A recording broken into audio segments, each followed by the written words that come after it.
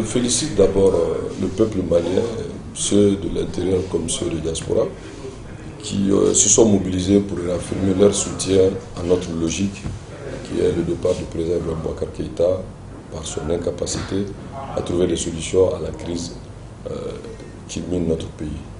Donc certains pensaient qu'après le 5, après le 19 juin, le 10 juillet, que le mouvement est au bout de souffle, et que bon, voilà, ce serait un test.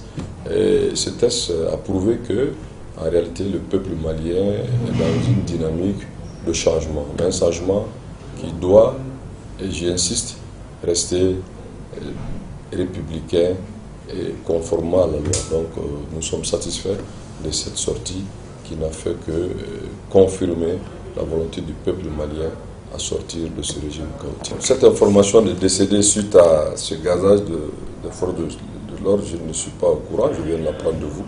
Mais ce que je sais, c'était une manifestation pacifique. Les jeunes gens ont décidé de rester sur place. Il fallait mettre la forme, certes, mais dans le fond, je pense que la police ne doit pas disperser des citoyens sans sommation. Nous sommes dans un pays de droit.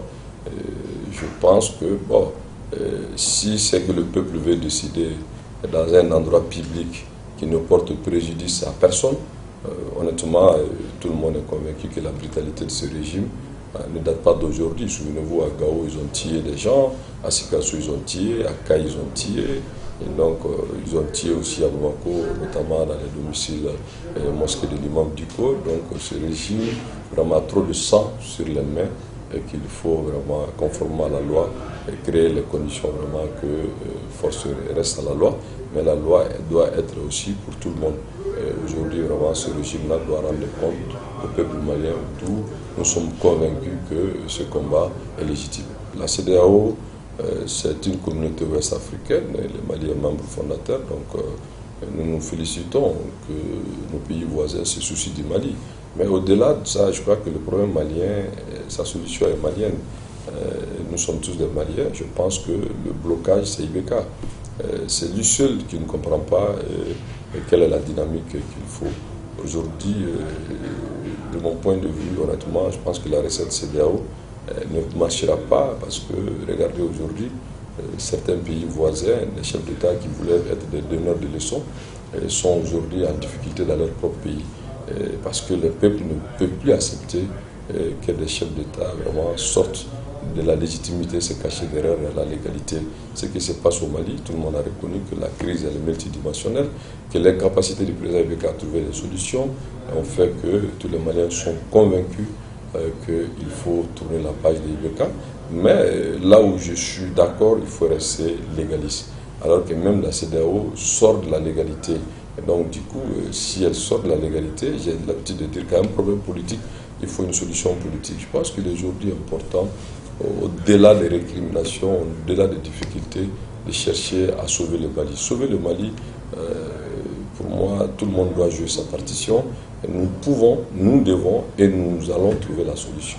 Parce qu'il n'y a pas d'alternative au vivre ensemble, à la laïcité, à la forme républicaine de l'État, mais de tenir compte qu'on ne peut pas passer sous silence tous ces crimes, que ces crimes soient économiques, politiques, etc.